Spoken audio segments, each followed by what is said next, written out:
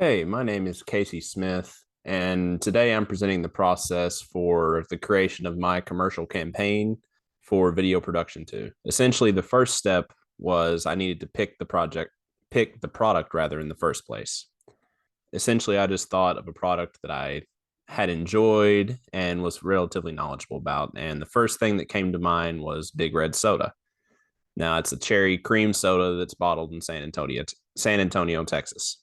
I've always enjoyed it, and it's always been one of my favorite sodas. Now, the next step was to identify an audience and do an SWOT analysis of the product, and I'll move that on screen now.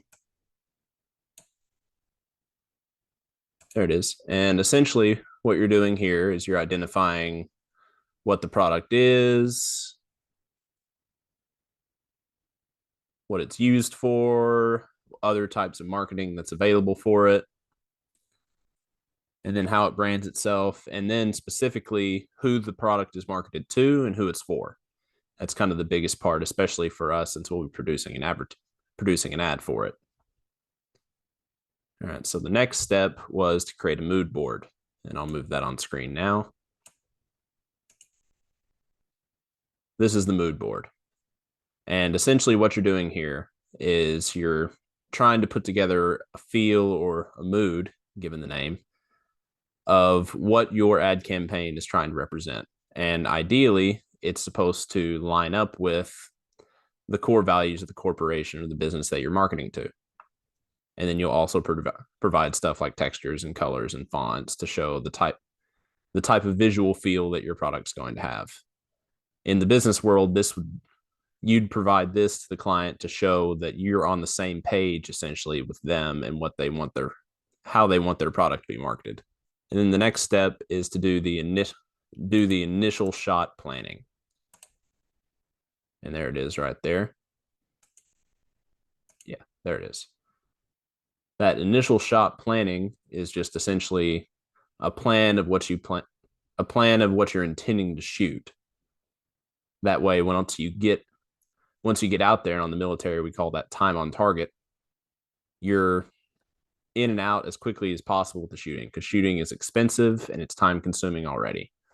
So the more well thought out and planned you can be when you get there, the better. And in my experience, I've never lined up perfectly with what I had on my shot list versus what I actually shot, which is where this production shot plan comes in to show what I actually made it out with.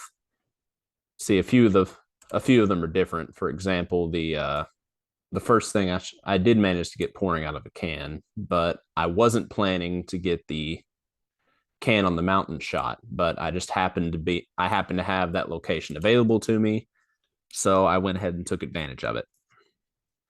That's an example of how your initial shot plan and your actual production shot plan don't necessarily have to match up perfectly. If an opportunity presents itself, obviously you should take advantage of it.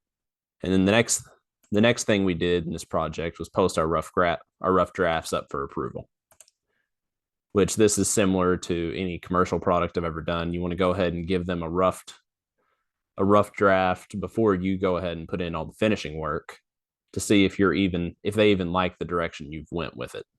Here it is posted here. I'll go ahead and spare you the rough drafts because at this point, I'm going to go ahead and cut to the final drafts and display those now.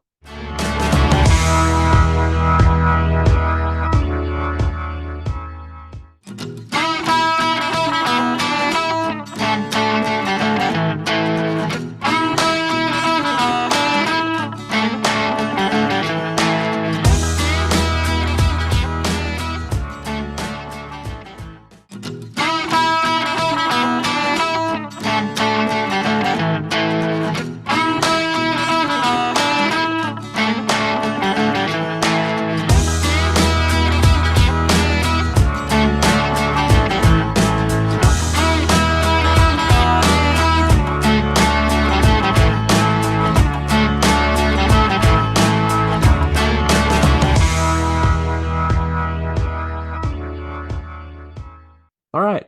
So thank you all for watching. This has been the complete process of producing the ad campaign project for Video Production 2.